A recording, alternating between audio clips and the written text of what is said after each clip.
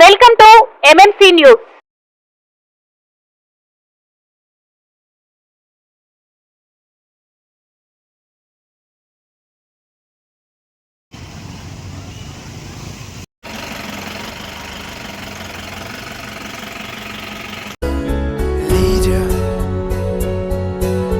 హార్దిక శుభాకాంక్షలు. రాష్ట్ర దేవాదాయ శాఖ మంత్రివర్యులుగా బాధ్యతలు చేపట్టిన గౌరవనీయులు శ్రీ ఆనం రామనారాయణ రెడ్డి గారికి వెంకటగిరి రాజకీయ చరిత్రలో మూడవసారి ఎమ్మెల్యేగా ప్రమాణ స్వీకారం చేసిన ఒకే ఒక్కడు గౌరవనీయులు శ్రీ కురుగొండ్ల రామకృష్ణ గారికి హృదయపూర్వక శుభాకాంక్షలు. మీ పొట్టేళ్ల ప్రభావతి, 3వ ward councillor, Venkatagiri municipality. Nari Shekhar, 5వ ward councillor, Venkatagiri municipality. Kotamireddy Chandrashekhar Reddy, 7వ వార్డు కౌన్సిలర్, వెంకటగిరి మున్సిపాలిటీ.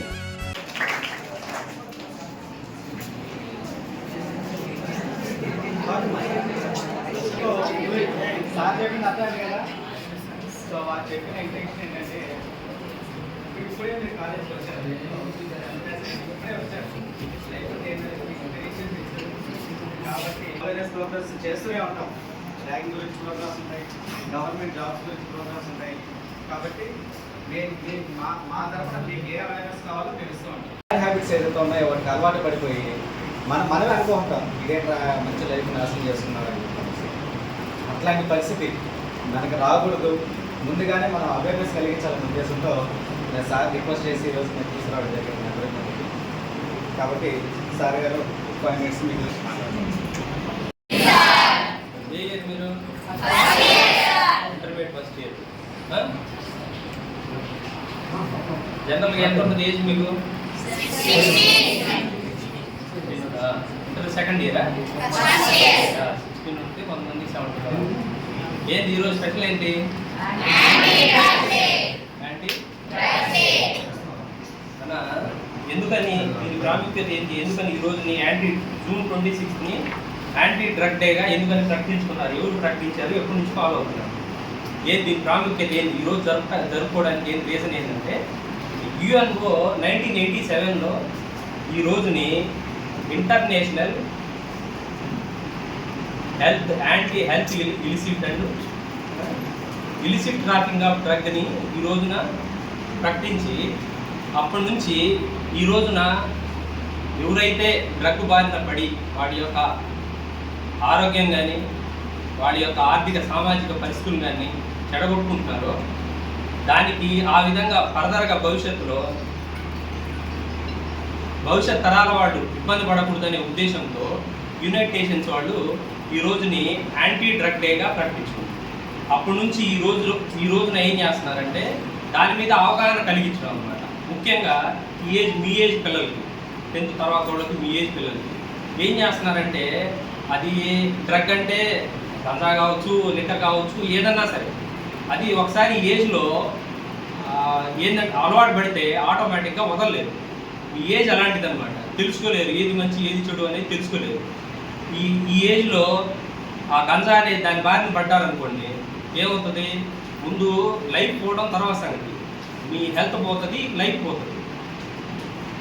అట్ట ఇబ్బంది పడతా ఉన్నాడు. ఫర్ ఎగ్జాంపుల్ నేను గుంటూరులో చేసినప్పుడు ఒక ఎగ్జాంపుల్ చెప్తాను.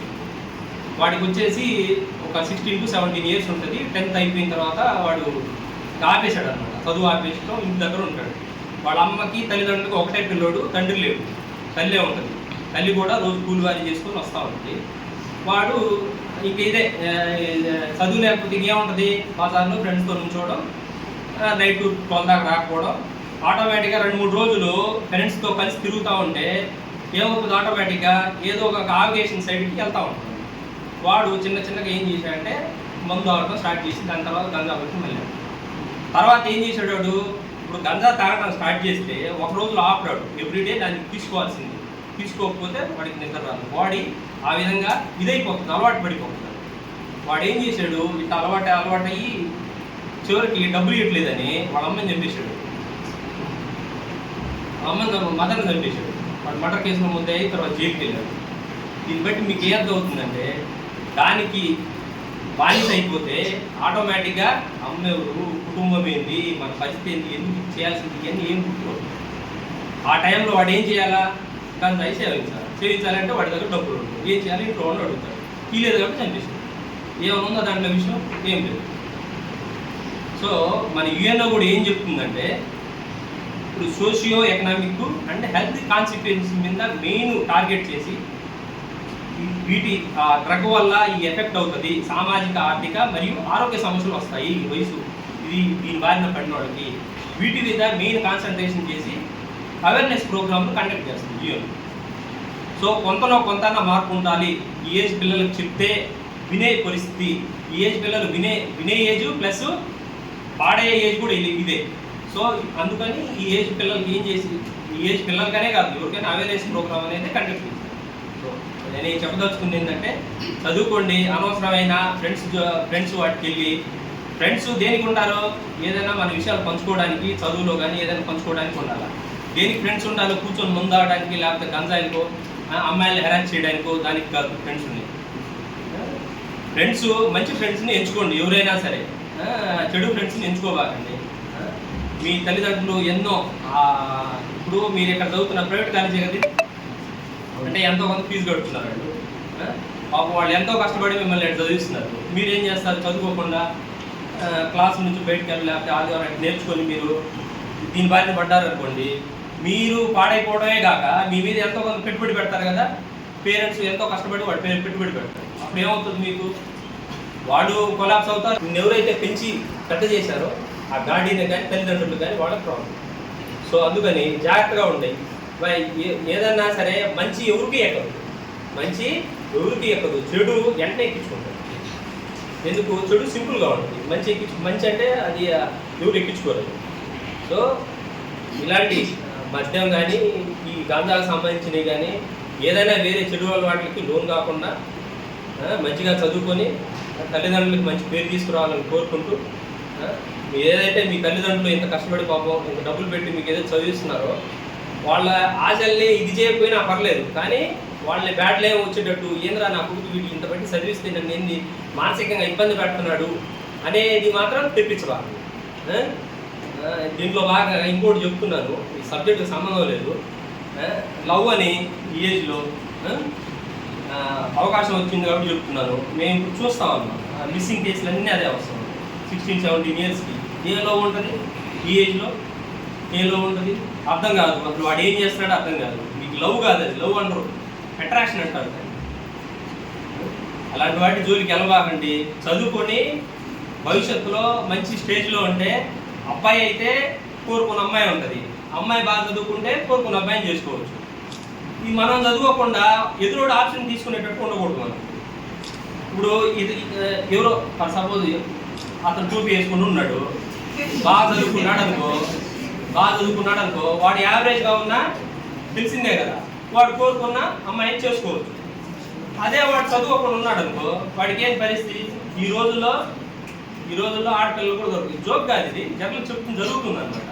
సో చిన్న వయసులో లవ్ అని వీడి జోలికి వెళ్ళి 17-18 సంవత్సరాలకి చదువుకోవాల్సిన టైంలో ఇప్పుడు 21 ఇయర్స్కి జనరల్గా మనకు కావాల్సింది డిగ్రీ అయిపోవాలి. ఇప్పుడు 21 ఇయర్స్కి డిగ్రీ అయిపోకుండా 23-24 బ్యాక్లాగ్స్ అంతే పెట్టుకొని ఉంటే నీ వెనకాల నీ ముందు పోతా ఉంటాడు. నువ్వు ఇంతే ఎడే చూస్తూ ఉంటావు. వెంకటగిరి ఆ సైడ్లో తిరుగుని సెంటర్లోనో పోషమాల ఆపోజిట్ ఓపెన్ ఏరియా ఉంటుంది కదా, అడుపుకొని చూస్తూ ఉంటావు. వాడు ఎప్పుడో కలుస్తాడు 3-4 ఇయర్స్ తర్వాత, అరే నాకు ఇటు వచ్చింది మామ, ఇక ర్యాంక్ వచ్చింది, నాకు గ్రూప్ 2 వచ్చిందనో గ్రూప్ 4 వచ్చిందనో చెబుతాడు. నువ్వు ఏడా ఉంటావు, వాడు చేయాల్సిన పని చేసుకుంటా పోతావు. సో చెడుకెళ్ళి మలబాకండి. ఇలాంటి లవ్ ఇయాలిటీ మీరు ఏమైనా ఉంటే అవి మానేసేయండి. మీరు ఎక్కడికి వచ్చింది ఓన్లీ చదువుకోవడానికి, వేరే దానికి కాదు. సో బాధ్యతగా చదువుతూ ఇలాంటివి చెడు అలవాట్లకి లోన్ కాకుండా మీ తల్లిదండ్రులకి మంచి పేరు తీసుకొచ్చి భవిష్యత్తులో మీరు మంచి స్థాయికి ఎదగాలని కోరుకుంటూ నాకు అవకాశం ఇచ్చిన కళాశాల యాజమాన్యానికి థ్యాంక్స్ చెప్తున్నాను.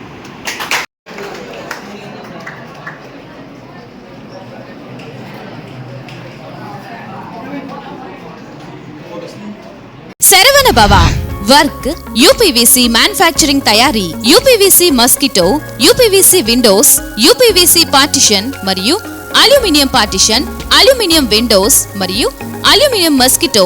మా ప్రత్యేకత స్టీల్ ఎలివేషన్ వర్క్ మరియు గ్లాస్ ఫిట్టింగ్ చేయబడును. సరసమైన ధరలోనే లభించును. Contact K Subrahmanyam Achari. Cell number 9701643110. Nellore road Nagamandiram ఎదురుగా వెంకటగిరి టౌన్. శరవణ భవ.